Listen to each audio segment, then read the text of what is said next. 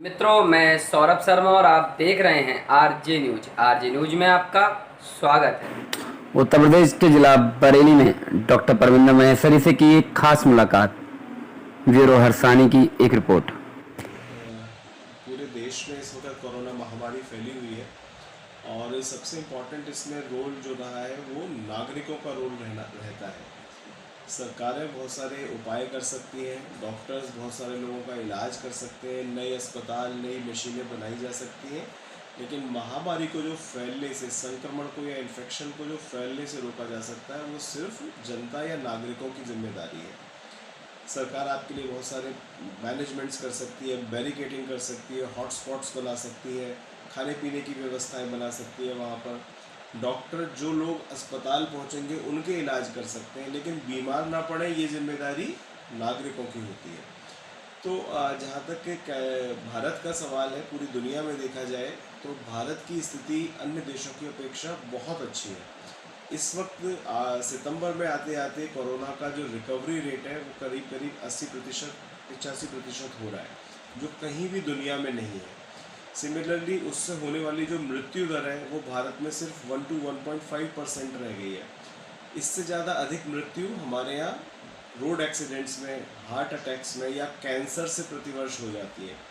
तो महामारी का कंट्रोल बहुत अच्छा किया गया है और इसमें स्पेशली जनता कर्फ्यू का, लॉकडाउन लगाने का, प्रशासन द्वारा सख्ती करने का, 2 गज की दूरी रखने का, मास्क लगाने का, इन सब की वजह से ये कंट्रोल्स बहुत अच्छे से कामयाब हुए हैं।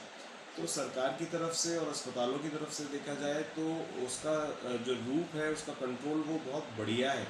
लेकिन फिर भी क्योंकि ये देश एक विशाल जनसंख्या वाला देश है, प्रतिदिन आज भी 1 लाख के करीब मरीज पॉजिटिव निकल रहे हैं, तो ये जिम्मेदारी नागरिकों की बन जाती है कि वो कंट्रोल करें, सोशल डिस्टेंस को मेंटेन करें, मास्क लगा के रखें, जिससे कि अधिक लोग इससे ज़्यादा इन्फेक्ट नहीं हो पाए।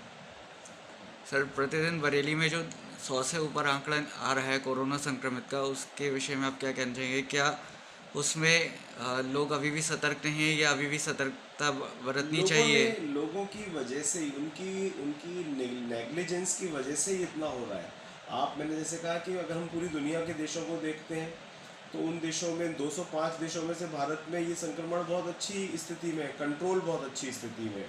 सिमिलरली जब हम भारत के अन्य राज्यों को देखते हैं तो महाराष्ट्र को, तमिलनाडु को, उड़ीसा को और दिल्ली को देखते हैं, उत्तर प्रदेश में वो हालत उतनी ख़राब नहीं है। जहाँ 22 करोड़ 23 करोड़ जनसंख्या हो, वहाँ पर अन्य राज्यों की अपेक्षा ये कंट्रोल बहुत अच्छा है और माननीय मुख्यमंत्री योगी जी ने उसके लिए बहुत अथक प्रयास किए हैं, वरना 22 करोड़ की जनता के साथ कंट्रोल करना बहुत मुश्किल होता है।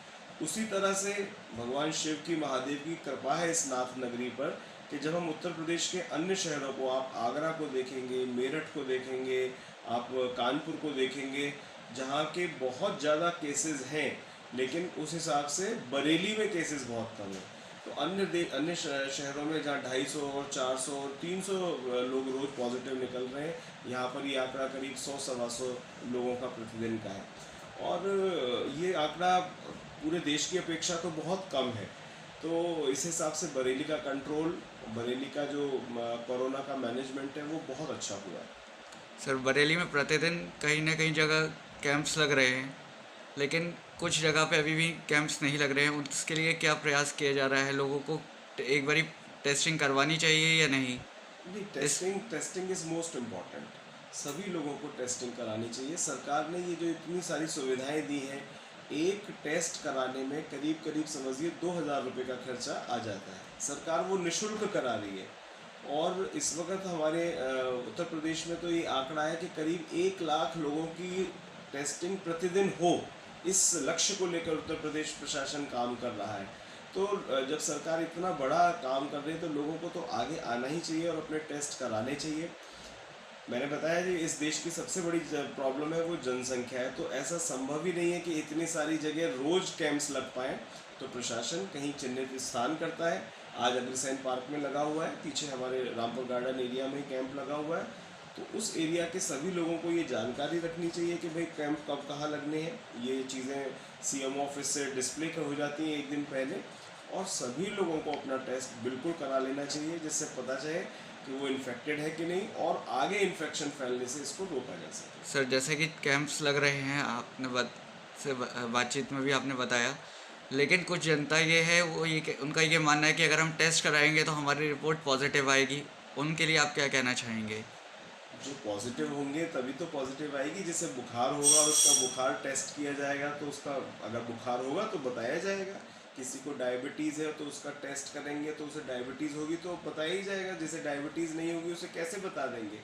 तो वो तो एक साइंटिफिक तरीका है और उसका टेस्ट करेंगे। आप देखिए ऐसा भी नहीं होता, अगर इस शहर में प्रतिदिन 100 लोग पॉजिटिव आ रहे हैं तो कम से कम 1000 लोगों के टेस्ट होते हैं, तो 900 लोग नेगेटिव भी आते हैं। ऐसा नहीं है कि जो टेस्ट कराएंगे वो पॉजिटिव हो जाएंगे। उन 1000 में से 100 पॉजिटिव आते हैं, 10% टेस्टिंग पॉजिटिव का रेट है। सर प्रतिदिन कुछ लोगों की मृत्यु भी हो रही है। अभी हाल ही में जैसे कि आप भी जानते हैं कि राममूर्ति अस्पताल में 2 व्यक्तियों की मृत्यु हुई थी, तो उस पर सरकार इस समय क्या एक्शन ले रही है? सरकार के इतने बड़े एक्शंस की वजह से ही मृत्यु दर कम है। मैंने आपको बताया जो भारत में डेथ रेट है इट इज़ ऑलमोस्ट 1%। तो किसी भी बीमारी में अगर आप देखेंगे, रोड एक्सीडेंट्स देखेंगे, डायबिटीज़ से मरने वालों की संख्या देखेंगे, हार्ट अटैक से मरने वालों की संख्या, और स्पेशली नॉर्मल डिलीवरी में होने वाली माओं की मृत्यु दर देखेंगे, जिसको हम मैटरनल मॉर्टेलिटी कहते हैं, वो भी 1% से ज़्यादा होती है। तो उस हिसाब से तो जितनी बड़ी बीमारी है मृत्यु दर बहुत कम है। सर जो हाल ही में भी 300 बेड का अस्पताल ओपन करा गया है, उसके विषय में आप ये बताइए। बहुत बड़ा उपहार है क्षेत्र की जनता को हमारी तरफ से।